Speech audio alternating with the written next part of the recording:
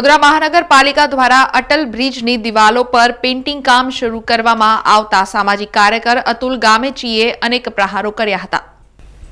વડોદરા શહેરને સુંદર અને સુશોભિત બનાવવા વડોદરા મહાનગરપાલિકા દ્વારા વડોદરા શહેરના અટલ બ્રિજની દિવાલો પર કલર કામ તથા પેઇન્ટિંગ કરવામાં આવી રહ્યું છે। ત્યારે આજે સામાજિક કાર્યકર અતુલ ગામેચીએ આ અંગે વડોદરા મહાનગરપાલિકા ઉપર આકરા પ્રહારો કર્યા હતા। તેમણે પાલિકા નાગરિકોને પ્રાથમિક સુવિધાઓ આપવામાં નિષ્ફળ નીવડી હોવાનું જણાવી શહેરના અનેક વિસ્તારોમાં ઉદ્ભવતી રોડ, રસ્તા, પાણી તથા ગટરની સમસ્યાઓ સામે સવાલો ઊભા કર્યા હતા।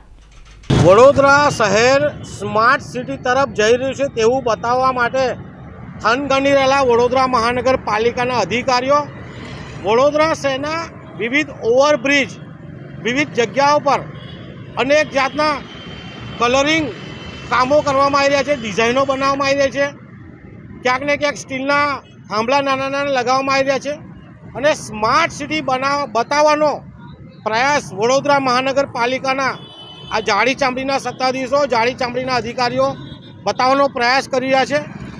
પરંતુ સ્માર્ટ સિટીનો સીધો મતલબ એ છે કે તમામ પ્રાથમિક સુવિધાઓ વડોદરા શહેરના નાગરિકને મળે ત્યારે સ્માર્ટ સિટી કહેવાય।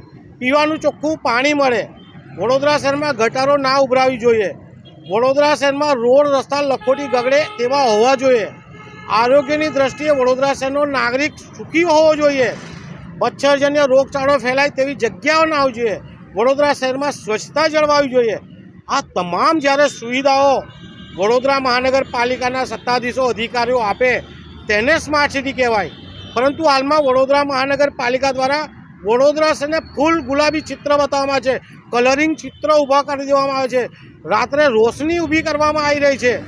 આને સ્માર્ટ સિટી નથી કહેવાતી। સ્માર્ટ સિટી પ્રાથમિક સુવિધાઓ આપવી પડે।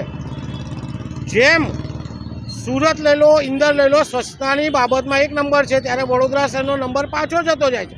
તો સ્માર્ટ સિટી ક્યાંથી કહેવાય? પીવાનું પાણી ગંદુ મળી રહ્યું છે, ડ્રેનેજો ઉભરાઈ રહે છે। આ તમામ બાબતોમાં જો વડોદરા મહાનગરપાલિકા ઊણું ઉતર્યું છે અને ખાલી ફૂલ ગુલાબી ચિત્રો બતાવીને, દ્રશ્યો ઊભા કરીને વડોદરા શહેરને સ્માર્ટ સિટીનો પ્રયાસ બતાવવાનો પ્રયાસ કર્યો છે, બહુ જ ગંભીર બાબત છે। તમામ પ્રાથમિક સુવિધાઓ આપો અને સ્માર્ટ સિટી બનાવો તેવી અમારી માંગ છે। સમાચારોના સતત અપડેટ માટે TNN ન્યૂઝને YouTube પર સબસ્ક્રાઇબ કરી બેલ આઇકોન પ્રેસ કરો અને અમારી સાથે જોડાયેલા રહો Facebook, Instagram અને Twitter ઉપર।